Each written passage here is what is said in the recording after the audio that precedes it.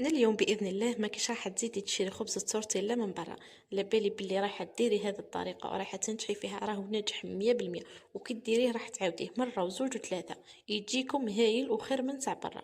ما فهمتش علاش خسروا صوارتكم. يلا تبعوا معايا المقادير. مكونات يعني بسيطه وكاينه في كل دار. عندي زوج كيسان تاع الفرينه، نضيف عليهم مغرفه صغيره تاع الملح وربع مغرفه خميره تاع الكاطو، ربع فقط. نضيف عليهم زوج مغارف كبار تاع الزيت ومغرفه تاع الخل. نخلط المواد هذو ومن بعد نجيب كاس تاع الماء اللي يكون دافي ونبدا نضيف بشويه. ما نديروش كاس كامل لانه راح تجيني جاريه. ندير بشوي ونعجن ونشوف.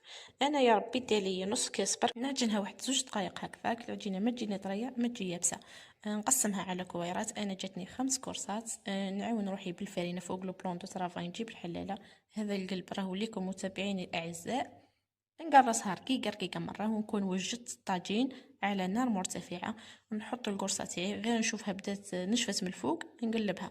ونبقى نقلب فيها يعني كل كذا 5 ثواني قلبيها. بعد تكوني وجدتي طرشونة، غير تنحيها من الطاجين حطيها في الطرشون وجيبي شكارة تاع النيلو وزيدي غطيها بشكارة تاع النيلو. وكملي الحبة تاعك كامل وحطيها في الفريجيدير وقت ما حبيتي ديري بها. نتمنى انه عجبتكم الطريقه وتتبعوها وتديروها انتم ثاني. وما تنساوش ديروا لايك وابوني وتبارطاجيو الفيديو مع اصدقائكم. سلام.